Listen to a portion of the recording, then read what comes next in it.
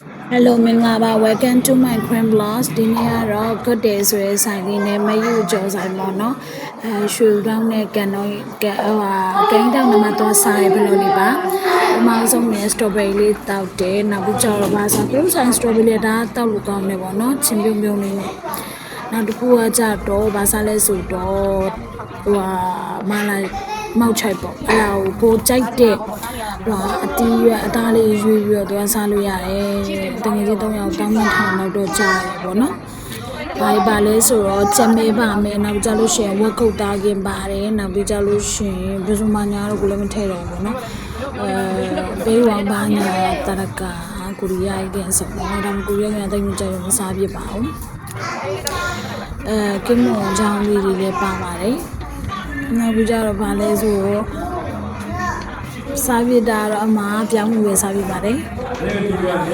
စားပါတယ်စားလို့ကောင်းပါတယ်အရသာလေးကလည်းမစိုးအစီရတိတ်ပြီးများပါဘူးဒါကတော့ဗာလဲမျက်စတိုးပြီးနာကွတ်တယ်ဆိုရဲစားလေးပါစားပြတာပါခေါက်ဆွဲလေးလည်းကောင်းတယ်ဟင်းအရသာလည်းကောင်းတယ်ကောင်းလို့ဆိုပြီးတော့အရှာသားပုံပြီးတော့စားလို့ကောင်းနေပါတယ်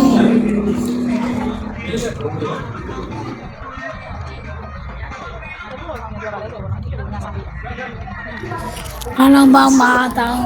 စတော်ရီရ3500နဲ့ပေါ့နော်။ဟာတောင်း1000ဆို15500ပဲချခဲ့ပါတယ်အဆင်ပြေပေါ့နော်။3ယောက်ဆက်စားမယ်ဆိုတော့ဘဝလေးနဲ့ကောင်းမှစားလို့ရတယ်။အမှကျတော့ထမင်းပွဲတီးတီးလေးပဲထပ်ပြီးမှစားလို့ရပါတယ်ကိုကြီးကပုံစံထမင်းပွဲတီးတီးလေးပေါ့နော်။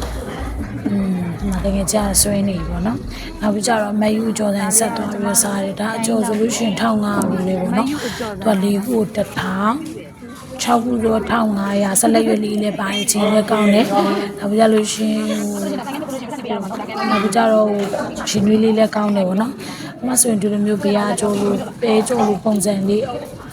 ဒူနာဝမ်ပုံစံလေးလည်းစားလို့ကောင်းတယ်သူဆက်လက်ရွက်လေးနဲ့ချင်းနဲ့တို့စားမယ်ဆိုတော့ဒီနေ့တော့ချင်းတိတ်မစားနိုင်ဘူးပေါ့နော်ဘာလို့ဘိုက်တိတ်ပြီးတော့မကောင်းဘူးပေါ့နော်နောက်ပြီးကြတော့ဒီမှာရွက်လေးတွေကြော်ရတာဆိုလို့ရှိရင်မြစ်ကြော်လေးတွေနောက်ပြီးအဲ့ဒါလေးကကြတော့ဗာလဲဆိုတော့